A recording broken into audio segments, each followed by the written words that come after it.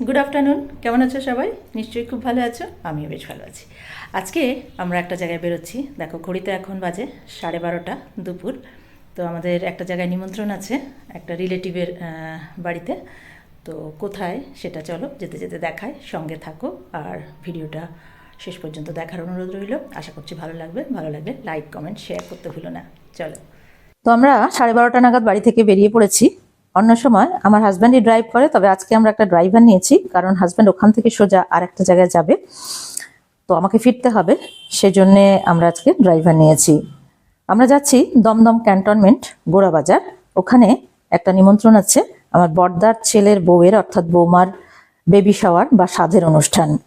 তো সেখানে আমরা যাচ্ছি। আমাদের যেতে 40 মিনিট মতো টাইম লেগেছে। আর এই হচ্ছে অনুষ্ঠান বাড়ি। এখানে পৌঁছে গেছি আমরা। একটা ছোট হল ভাড়া নিয়ে অনুষ্ঠানটা হয়েছে, এটা তার দোতলা, এখানে ছোট একটা স্টেজ করা হয়েছে। এটা হচ্ছে আমাদের অনুষ্ঠানের মধ্যমণি, যাকে ঘিরে আজকের অনুষ্ঠানটা, পরে আরো ভালোভাবে দেখাচ্ছি। চলে এলাম 3তলাতে। 3তলায় খাওয়ার জায়গা আর কিচেনটা 3তলাতে।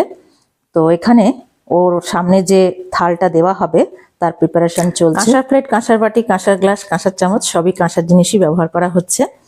তো চলে এলাম দোতলাতে। স্টেজের সামনে একটা টেবিল পাতানো হয়েছে ওর খাওয়ার সুবিধার জন্য। তো সেই টেবিলটা এবার ডেকোরেশনের কাজ চলছে। যা যা দেয়া হবে ওর সামনে সেগুলো।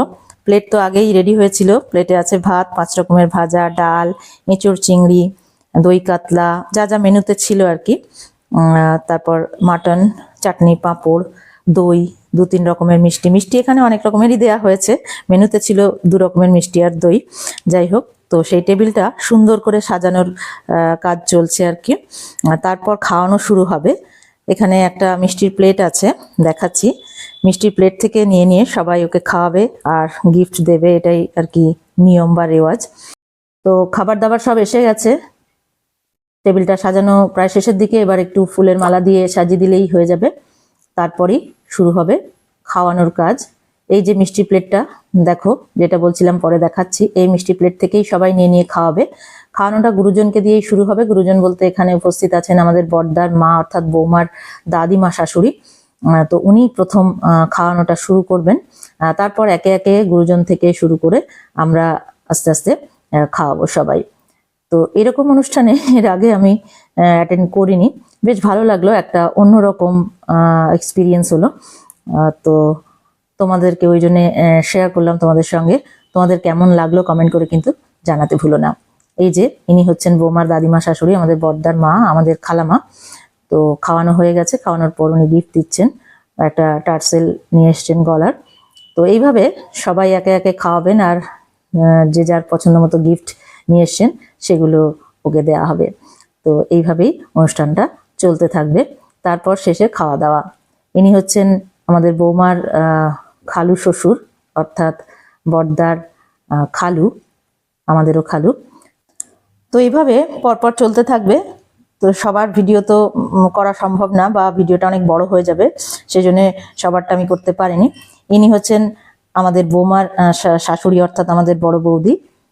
তারপর বৌমার শ্বশুরমশাই খাওয়াবেন, অর্থাৎ বড়দা। তো এইভাবে চলতে থাকবে। তো শেষ পর্যন্ত খাওয়ানো শেষ পর্যন্ত আমরা থাকতে পারিনি, কারণ আমার হাজব্যান্ডের একটু তাড়া ছিল, ওই যে বলছিলাম ওখান থেকে সোজা আর একটা জায়গায় যাবে। তো সেই জন্য আমরা এই খাওয়ানোর পরেই চলে গেছিলাম খেতে। ইনি হচ্ছেন বৌমার শ্বশুরমশাই, অর্থাৎ আমাদের বড়দা। আর ইনি হচ্ছেন বৌমার পিসি, অর্থাৎ ফুম্মা, আমার দিদি।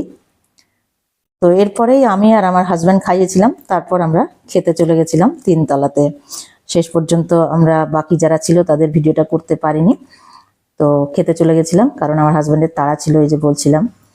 এইটা 3তলা, এখানে খাওয়ার ব্যবস্থা হয়েছিল। আমরা বসে পড়েছিলাম। খাওয়াতে ছিল প্রথমে তো লেবু, তারপর সাদা ভাত, ঘি, শাক ভাজা, আলু ভাজা, ডাল, তারপর এঁচোড় চিংড়ি, দই কাতলা, মাটন, চাটনি, পাঁপড়, দই, 2 রকমের মিষ্টি।